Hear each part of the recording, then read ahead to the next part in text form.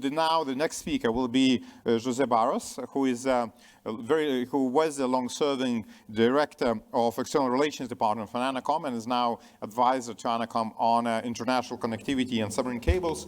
And he will talk about protection and surveillance of submarine cables in Portuguese exclusive economic zone. And why it's also important, it's important for Portugal, but sorry for stealing one fact already from a presentation, but it's also 20%, as you will say probably, 20% of submarine cables of the world are going through that territory, you know, so it's not only for Portugal, it's the, you know, the whole world relies on that. So how do you protect the world from these damages and from problems that can happen in submarine cables, José? Please, both of you. Thank you so much, Thomas. And I thank you also to Kent and Tara because their presentations facilitated a lot now my task and to talk about this. Let's begin. I will have a small introduction. Afterwards, I will talk about the Portuguese EEZ, and the third bullet will be the most important here, will be the public services to be offered to submarine cables.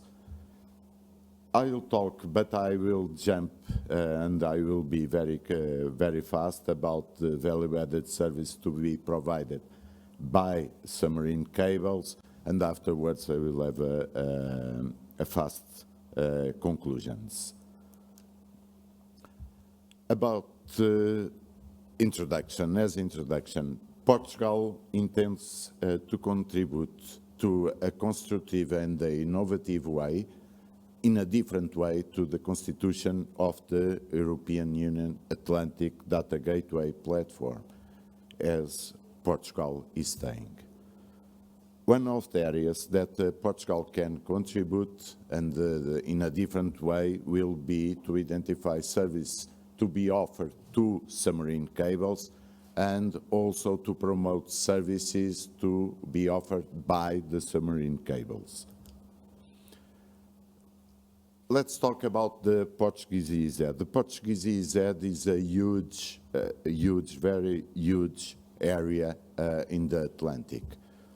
I call the attention that the Azores is almost in the midway between Europe and North America. Also, that the Portuguese EEZ and in the right side of the slide, please pay attention to that, the submarine routes crossing our Portuguese EEZ. The same for the submarine cables. A lot of submarine cables are crossing north, south, east, west in the Atlantic east part. And the submarine cables, as well as the routes for the maritime traffic, a lot of them are concentrated in those zones. And those zones are, in fact, a very high density of submarine cables. We made some calculations, and with the development we are having for the international submarine cables, I foresee that in a midterm we'll have about 20% of all international submarine cables in the world will be crossing our EEZ. Will be crossing. A lot of them won't land in Portugal, but will be crossing those zones. That means additional responsibilities for my country that will have to deal with this. About also our Portuguese EEZ. Our Portuguese EEZ have a good characteristic for submarine cables, is deep sea, almost deep sea. Also in terms of geographic, and that was pointed out several times in this conference, Portugal have a very good geographic position for landing submarine cables. Once, and a CEO from Alcatel many years ago told that Portugal it seems that Portugal was specially designed to land submarine cables, and that is really true. And the mainland, and also in Madeira and the Açores, we have a very good strategical position for that. About now public services to be offered to submarine cables. About security, first, all of us, we agree, and that is easy to agree, that submarine cables are becoming more and more important. Submarine cables almost guarantee 100% and support 100% of the interconnection between continents. Some guys says that 97%, 96, 99, it doesn't matter really, it's almost 100%. What can my country offer to the submarine cables that will be crossing our EEZ? For instance, mutual assistance can be promoted and be encouraged. For instance, why not recover the old procedure of periodic restoration trial exercise? Why not? We can have some kind of collaboration on this, not as it was done in the old times, but perhaps we can develop something on that sense. Cable ships are very, very important, their activity in our EEZ, and that should be facilitated. Surveillance and protection service of submarine cables in our Portuguese EEZ can be promoted, and I will try to go deeply on this and describe this example. Nowadays, it's possible to have and to use an application that uses AIS information and cross-sat information with the submarine cable routes. That already exists for years. It's being used, but we want to go further than this. One thing is the entity that will be running that application should be public entity and should be certificated. That means that application is owned normally by cable owners or by operators, but we want to change that, and we want to have a public entity, a certified public entity, that could be using this application and go further. It's not only the information that we can get from the AIS and from the routing of each cable that can be used. Coastal radars information can be used too. Wet and dry detection from the submarine cables, that's a new value-added service that submarine cables can be used too. With all of this, we can produce warnings and alerts to the vessels and to the ships that are in our economic exclusive zone.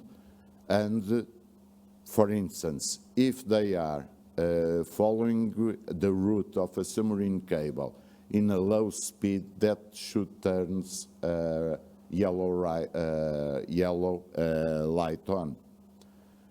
In that situation, that ship or vessel should be followed and pay attention to that.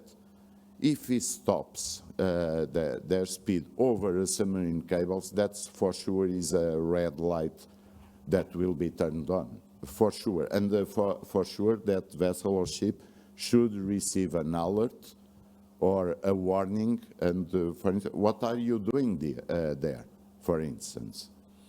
Also, fishing activities, as already explained before me, it's a huge problem. Perhaps you can solve in a corridor for submarine cables that the ship activity won't be allowed. but also in the high seas, in the far away from our coast. Perhaps you could use also, and we know that a ship or a vessel is doing fish activities, trolling, for instance, and that ship can be warned that you are approaching a submarine cable zone and you cannot doing your activity there. Once again, being warned by a public entity that is managing this.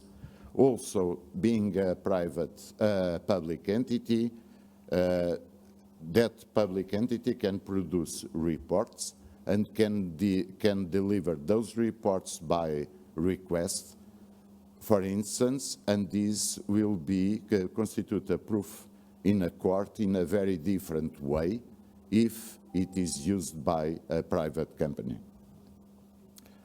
That is the service that we are trying to introduce in the benefit of the submarine cables. Other public service in the benefit of submarine cables.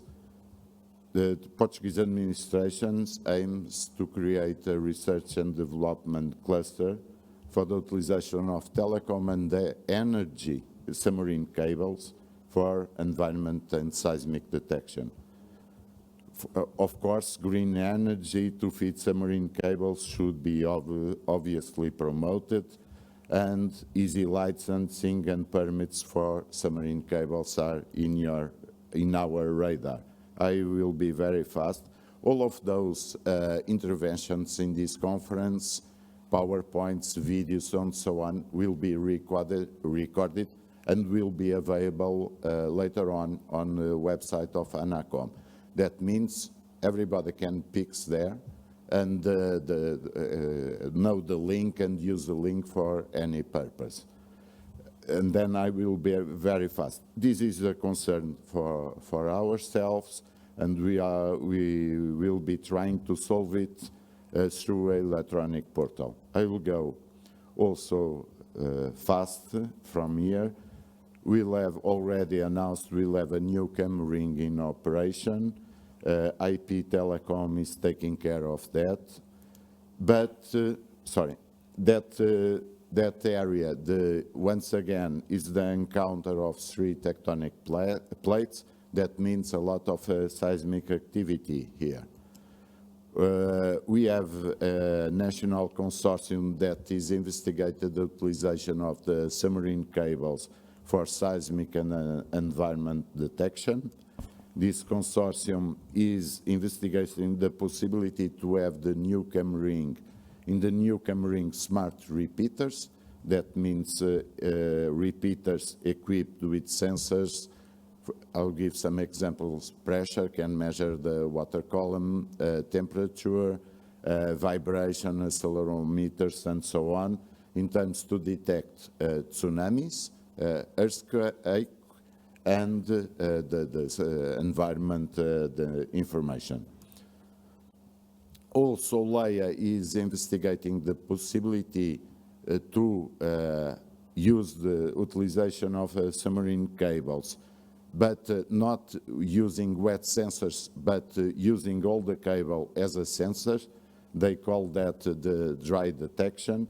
And this, if it works, will be very important, because that can be used already in existing submarine cables and in the future submarine cables. And to cross that information from the wet and dry detection, that will calibrate both methods and will turn the decisions much more accurate. Now, and I pay a tribute to Carlos Paulino that inspired me and to use that term, the wind route. That's, we call all this concept is for me, the wind route, the way we can contribute in a different and innovative way to the European Union Atlantic Data Gateway platform.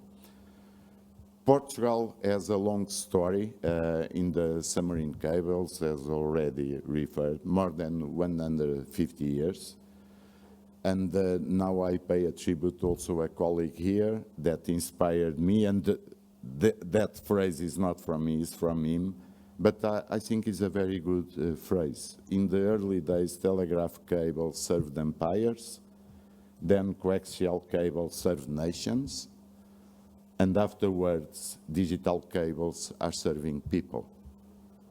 Portugal have been serving everyone from the very beginning, and we will continue to do so. Don't have any doubts on this. This is not the end, this is only the beginning. Thank you so much.